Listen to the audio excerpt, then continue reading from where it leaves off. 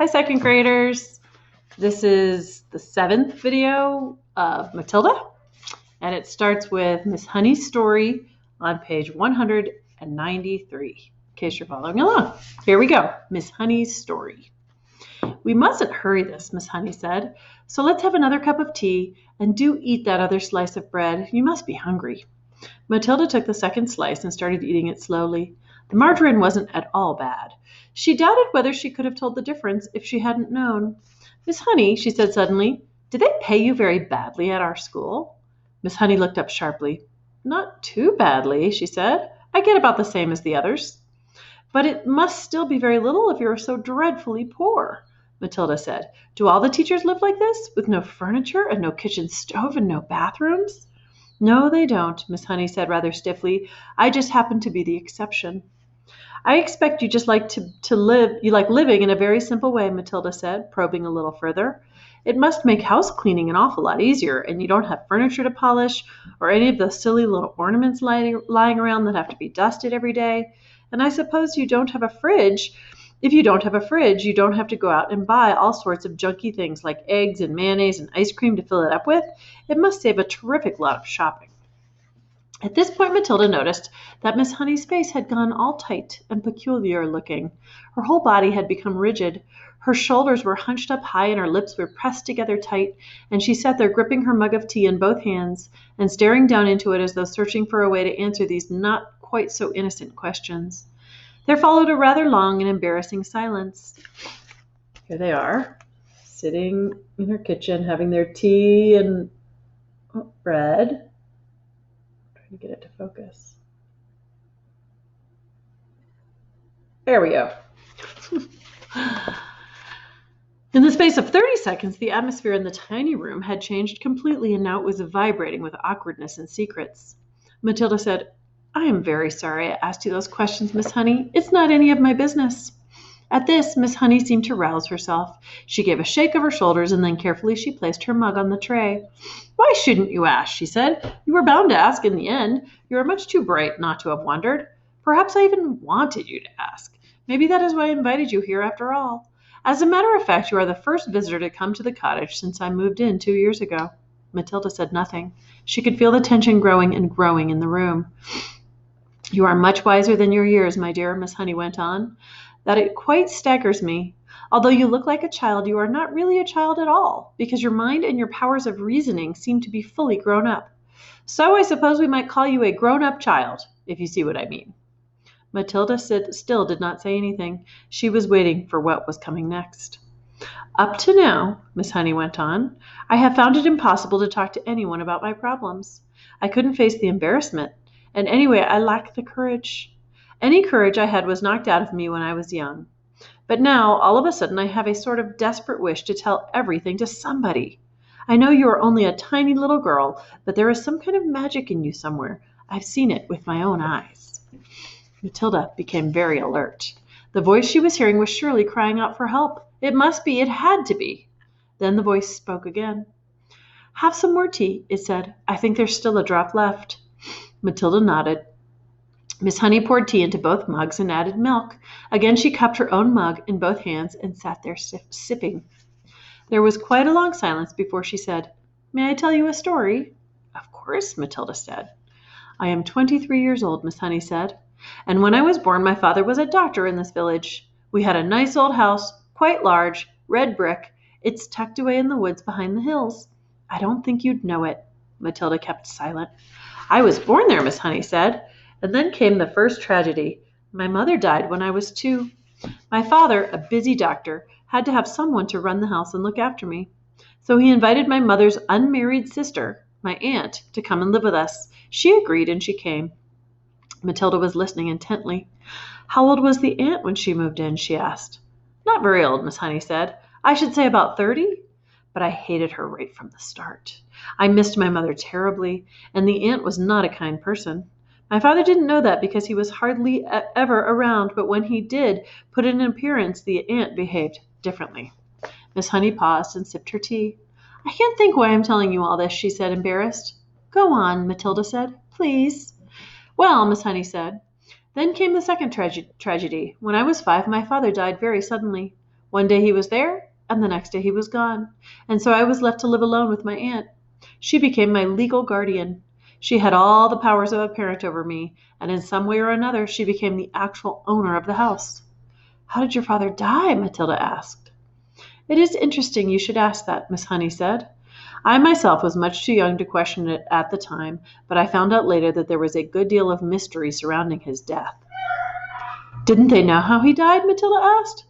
Well, not exactly, Miss Honey said, hesitating.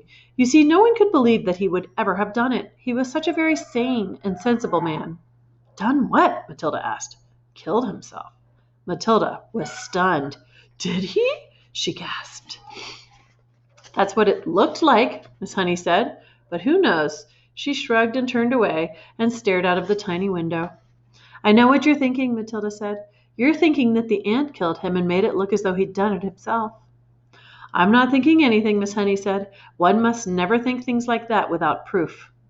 The little room became quiet. Matilda noticed that the hands clasping the mug were trembling slightly. What happened after that? She asked. What happened when you were left all alone with the ant? Wasn't she nice to you? Nice? Miss Honey said. She was a demon. As soon as my father was out of the way, she became a holy terror. My life was a nightmare. What did she do to you? Matilda asked. I don't want to talk about it, Miss Honey said. It's too horrible. But in the end, I became so frightened of her, I used to start shaking when she came into the room. You must understand I was never a strong character like you. I was always shy and retiring. Didn't you have any other relations? Matilda asked. Any uncles or aunts or grannies who would come and see you? None that I knew about, Miss Honey said. They were all either dead or they'd gone to Australia. And that's still the way it is now, I'm afraid. So you grew up in that house alone with your aunt, Matilda said. But you must have gone to school. Of course, Miss Honey said. I went to the same school you're going to now, but I lived at home. Miss Honey paused and stared down into her empty tea mug. I think what I'm trying to explain to you, she said, is that over the years I became so completely cowed and dominated by this monster of an aunt that when she gave me an order, no matter what it was, I obeyed it instantly. That can happen, you know. And by the time I was 10, I had become her slave.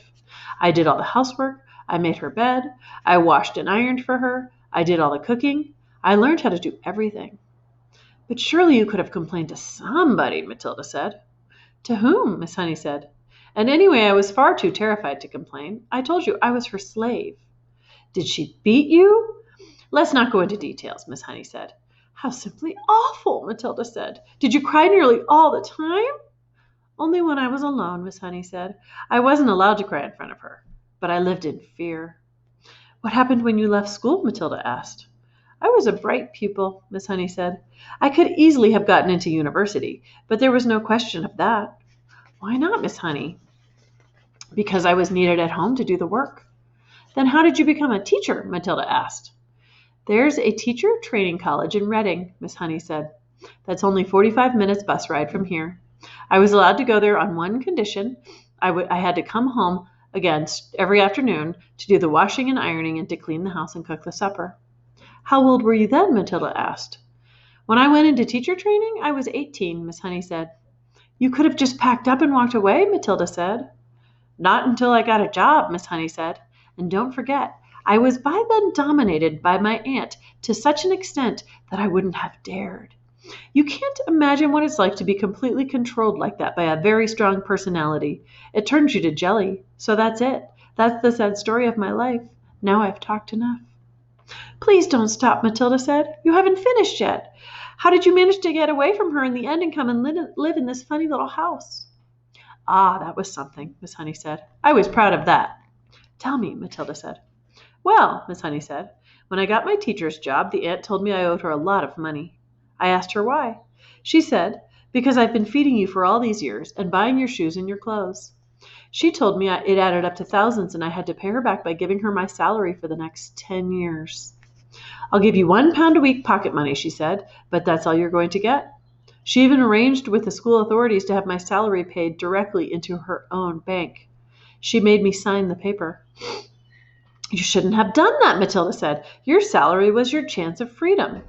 I know, Miss Honey said, but by then I had been her slave nearly all my life, and I hadn't the courage or the guts to say no. I was still petrified of her. She could still hurt me badly. So how did you manage to escape? Matilda asked. Ah, Miss Honey said, smiling for the first time. That was 2 years ago. It was my greatest triumph. Please tell me, Matilda said. I used to get up very early and go for walks while my aunt was still asleep, Miss Honey said. And one day I came across this tiny cottage. It was empty. I found out who owned it. It was a farmer. I went to see him.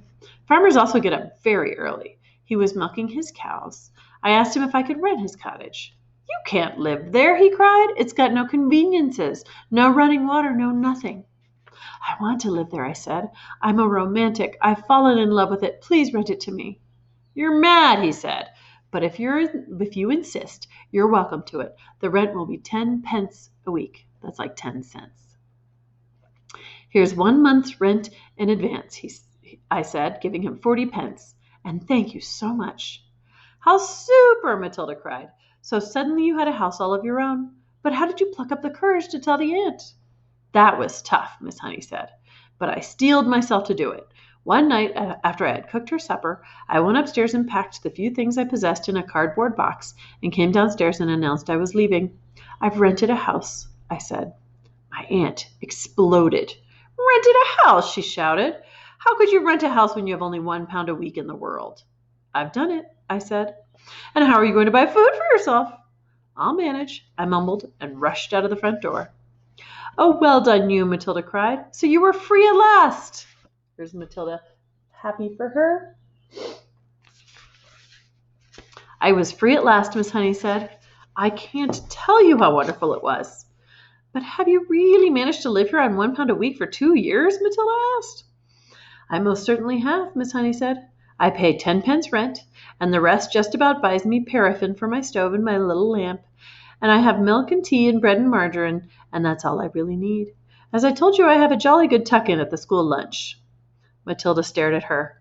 What a marvelously brave thing Miss Honey had done. Suddenly she was a heroine in Matilda's eyes. Isn't it awfully cold in the winter? She asked. I've got my little stove, Miss Honey said. You'd be surprised how snug I can make it in here. Do you have a bed, Miss Honey? Well, not exactly, Miss Honey said, smiling again, but they say it's very healthy to sleep on a hard surface. All at once, Matilda was able to see the whole situation with absolute clarity. Miss Honey needed help. There was no way she could go on existing like this indefinitely. You would be a lot better off, Miss Honey, she said, if you gave up your job and drew unemployment money. I would never do that, Miss Honey said. I love teaching. This awful aunt, Matilda said. I suppose she is still living in your very lovely old house? Very much so, Miss Honey said. She's still only about 50. She'll be around for a long time yet. Do you think your father really meant her to own the house forever? I'm quite sure he didn't, Miss Honey said. Parents will often give a guardian the right to occupy the house for a certain length of time, but it is nearly always left in trust for the child. It then becomes the child's property when he or she grows up. Then surely it is your house, Matilda said. My father's will was never found, Miss Honey said. It looks as though somebody destroyed it. No prizes for guessing who, Matilda said. No prizes, Miss Honey said. But if there is no will, Miss Honey, then surely the house goes automatically to you. You're the next of kin. I know I am, Miss Honey said. But my aunt produced a piece of paper supposedly written by my father, saying that he leaves the house to his sister-in-law in return for her kindness in looking after me. I am certain it's a forgery, but no one can prove it. Couldn't you try, Matilda said. Couldn't you hire a good lawyer and make a fight of it? I don't have the money to do that, Miss Honey said. And you must remember that this aunt of mine is a much respected figure in the community. She has a lot of influence. Who is she? Matilda asked. Miss Honey hesitated a moment, and then she said softly, Miss Trunchbull.